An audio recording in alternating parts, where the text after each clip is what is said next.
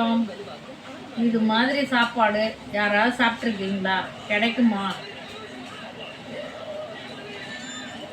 தண்ணி சாதம். இது என்ன பாருங்க, குழம்பு மீன்.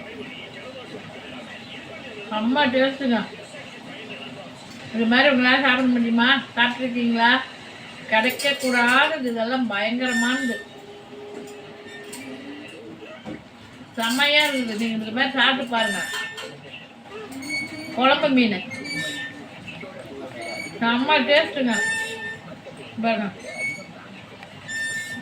மீன், குழம்பு மீன், தண்ணி சாதம். வாங்க சாப்பிட்லாம். சூப்பராக.